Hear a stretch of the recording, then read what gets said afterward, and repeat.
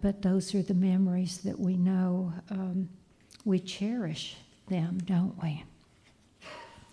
And the best thing we can do is to honor those with whom we share the present moment right now, right here, right now. Ram Dass said, "Be here now." That's been popularized now for so many years. And we know what that means. It means be present. Wherever you are, whatever you're doing, whoever you're with, be here now. We all know what it feels like in this age of technology, and I suspect that it was even years and years before that. There were ways that people checked out, maybe sitting on the front porch in a swing, and you're just talking away to your husband, and he's not listening to a word. He's checked out. So we don't have anything new going there. It's just we have more gadgets now. Don't you just love going to lunch with somebody and every other moment they're checking their phone to see if they got a message? Don't you just love that?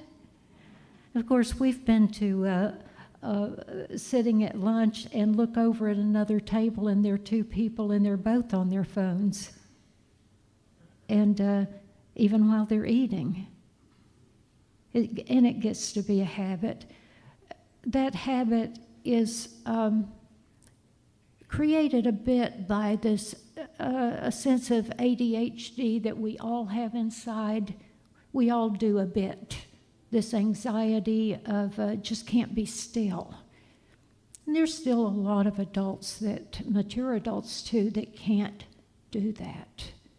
You can't meditate for long. But as I've been suggesting the last 2 or 3 weeks you don't have to meditate long or stay in prayer a long time. Take 3 minutes. You can do that. I know you can take 3 minutes in the morning. And in that 3 minutes, go within and do what we suggest here at Unity, and that is to go within to find God. We teach that there's one power, and there are a lot of trains in the universe, and they go right by here, and we're just going to let them remind us.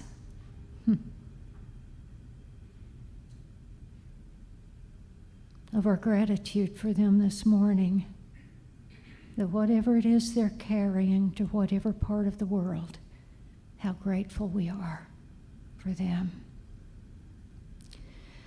But as we teach here, there's one power and one presence in the universe. So that's the presence we're talking about today. That presence, then, is a noun, isn't it? Jack Kornfield is a Buddhist teacher, and he laughs that when he'll see a sign at a casino that says, "Your presence is required to win." And he teaches that too, that in order to really get to that place where we all want to find, that internal place, this heaven right here on earth, that presence. Your presence is required. Your presence is required. And that requires stopping all the noise, whatever's going on around you, taking a deep breath, breathe in, invite God in, invite the presence in, and allow that presence to enfold you. So to be here now, we allow all the other thoughts to go. We claim whatever is happening in this moment. There have been so many people that have been healed from every type situation. And do you know how they've done it? By going into the presence of God. And they've said, just as I said earlier, I could see peace instead of this. Where I might see dis-ease in my body, where I might see unrest in the world around me, where I might see lack of abundance in the universe. I am just a thought away from changing that. And the moment you can go from claiming this unrest, this dis-ease, this diagnosis, and claim power over it, is the moment you can be healed. And just claim in your heart, if you're seeing a bit of chaos in the world, I could see peace instead of this. So what does it mean to practice the presence of God? We hear that a lot. So how do you practice the presence? We've had a lot of people that have gone before us that have been a demonstration of that. As a matter of fact, some of them who are being celebrated today here on Palm Sunday in his entry into Jerusalem, and everybody bowing to him. You see, his reputation had gone before him. He had such a presence that people couldn't even put words to it. They wanted to be in the presence of this one. And a woman was healed because she had heard that he could heal others. She reached up and touched his garment and brought her directly into the presence, that presence that we all are looking for. He was not the only one. We've heard of so many others that lived.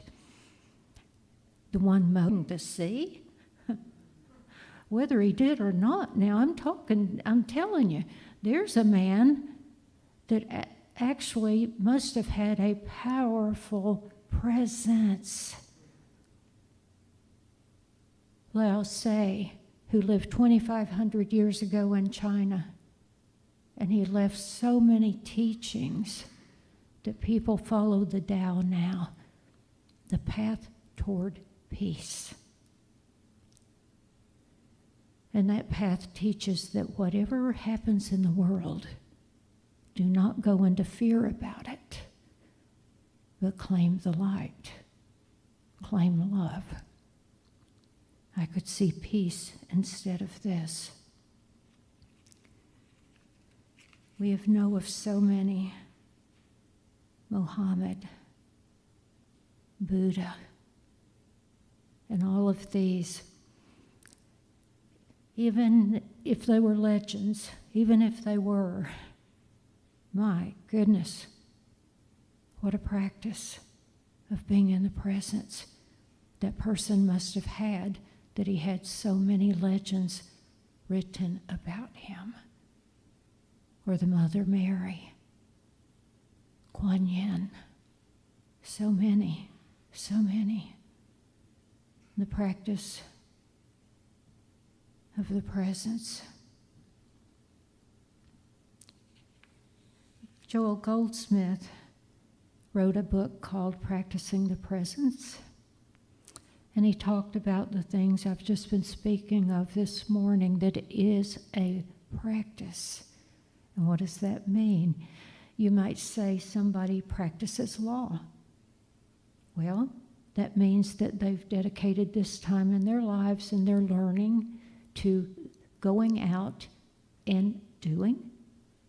And when they're in the courthouse, they are being the hand of justice. Someone has decided to practice medicine. And that's what they've decided to do. It's a sense of being in the world and a way of doing as well. I'm practicing what I preach. How many of you have heard that? And the reason for that is that there were so many sermons that were given in the pulpit, and then the minister goes out and lives the way they want to. How does that work? Not very impressive, is it? So that's where the practice what you preach came from. Don't just stand up and say, this is the way, but be the way. Do the practice.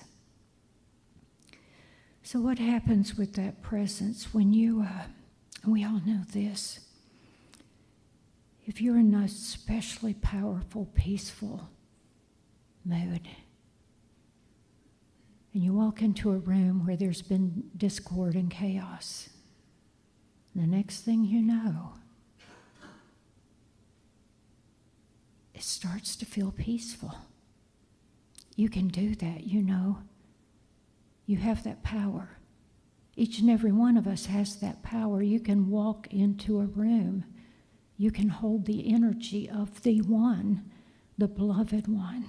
You can be the beloved one right there in the midst of that. You can be that. So that's the power of presence. We've talked about it before too with Brother Lawrence. The practice of the presence, and he lived 1,000 years ago or so, and he practiced the presence, being with God, while he was washing the dishes. It was his particular presence, and there's a tiny little book that was written about his practice, but we can all do that. Your presence is required to win.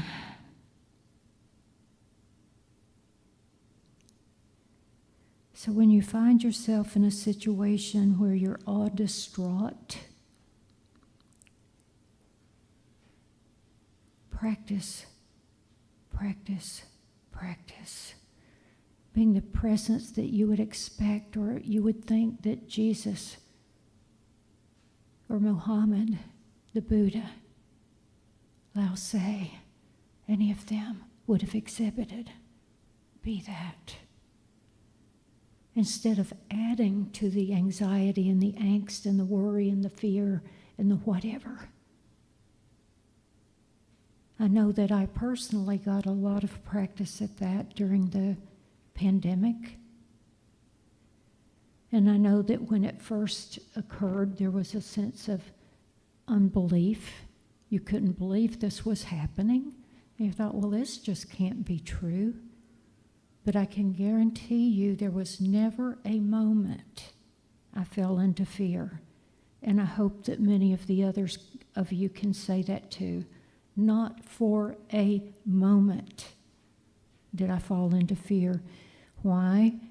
I would say it's probably because I committed my life years and years ago to being a faith keeper. And what is a faith keeper? It's a person in a community that when everything else goes to heck in a handbasket, you've dedicated yourself to being the sane voice in the room. You've dedicated yourself not to fall into fear or worry or, oh, wow, what's going to happen next, listening to the news and whatever. You've already decided, and not just decided, you know beyond a shadow of a doubt that no matter the appearance, that all is well, all will be well.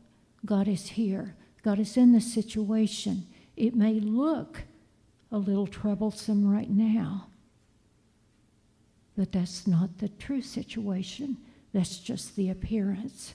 I could see peace instead of this. So when you become a faith keeper, you don't ever,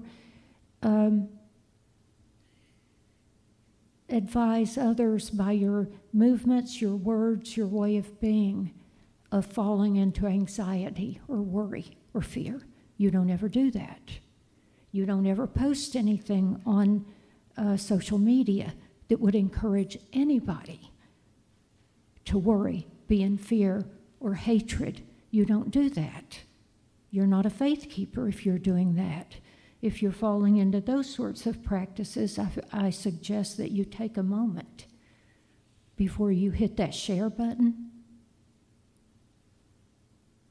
And let's go back to the saying they had many, many years ago. What would Jesus do here? What would Jesus do? Would Jesus share that ugly thing that I was just about to share because it was fun? And because I'm going to get one over on the other guys. I hope no one here ever has that mindset. I hope not. But there's a lot of it out there. So before you hit that share button, make certain it's something that's going to bring peace to others, joy, love, maybe a laugh, but not a mean laugh. Not a laugh that's going to make fun of others. That's not funny. At some point in your spiritual evolution and your journey, you get to where that's not funny. Making fun of others, ugly jokes. I didn't intend to say that this morning, but there it came. That's the way it is. Before I step up here on Sunday morning, I just pray that God will share with me what I need to share with others. So there's certain ways that we live in the world that seem kind of mean, or they seem kind of fun at the moment. We don't think we mean any harm by it. We really don't. But if we're not being the presence of love, and we're not being the presence of God, and we're not doing whatever it is that we assume Jesus would do now, then we're not fulfilling our commitment when we came into this lifetime. You see what we committed to do when we came into this lifetime? We chose this life, whether you know it or not. You chose this. You chose this. There are no victims here. You chose this lifetime, the lessons, because you were going to learn from them. You were going to be a light in dark places. So if you're not doing that, you haven't stepped up to the plate yet. That there's still time. There's still time. There's still time.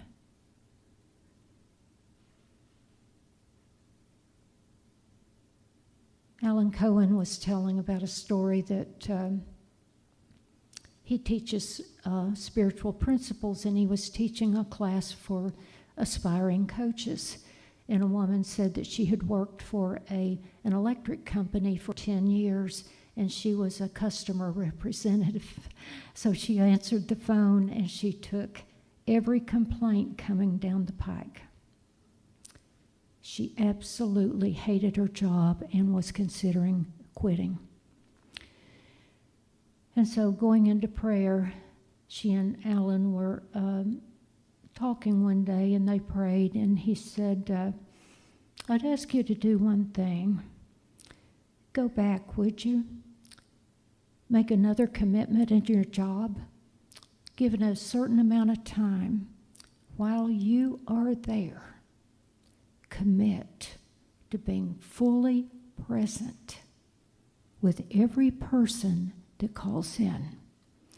Be fully present, listening to them, not just trying to get them off the phone, not already deciding, oh, I hate this, I'm going to get off the phone, but really, listen to them. Listen to why they're so frustrated. Be the presence in this phone call. Really listen to this other person so that you know what they've gone through, so that you know. She practiced this for a few months, and the next thing she said was, you know, I've begun to love my job. Each person that I'm listening to understand that they've gone through some difficult things, They are my customer. They are my customer. Without customers, we wouldn't have any business.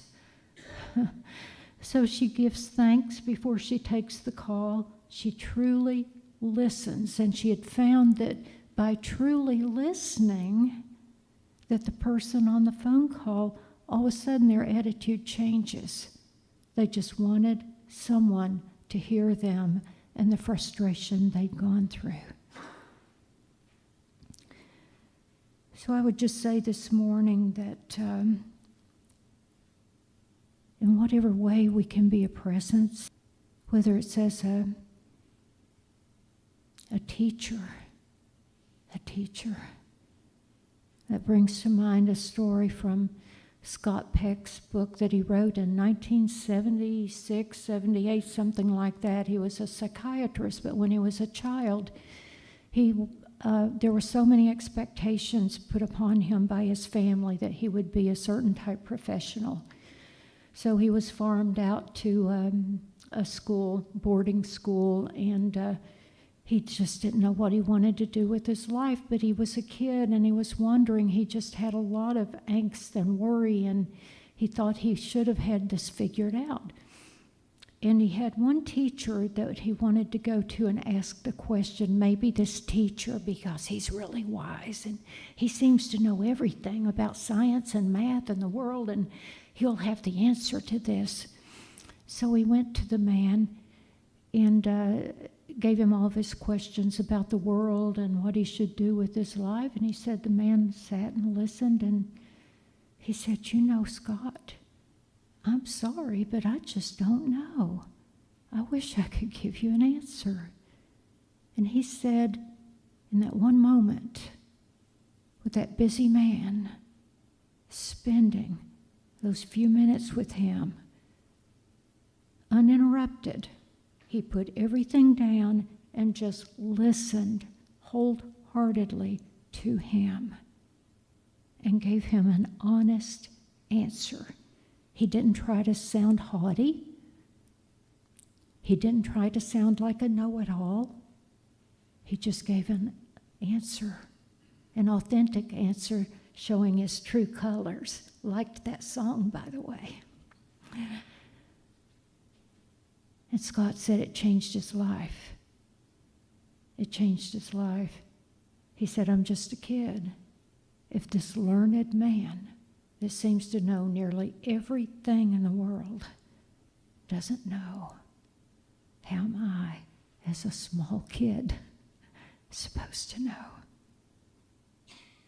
So he decided he would just take it easier and quit worrying about all those things.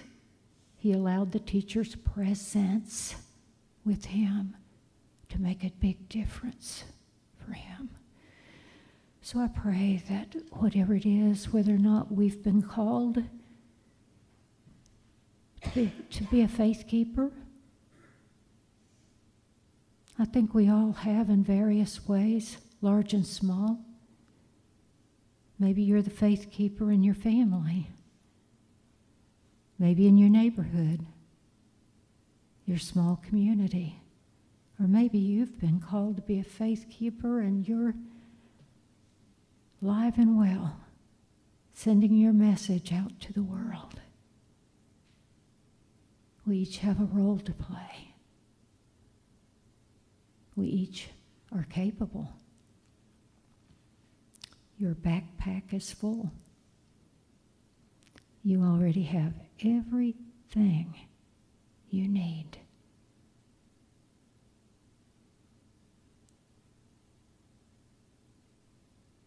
To give your loving presence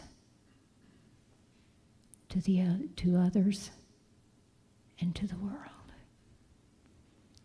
I thank you for being here. Thank you for sharing your presence with us. And thank you for your time.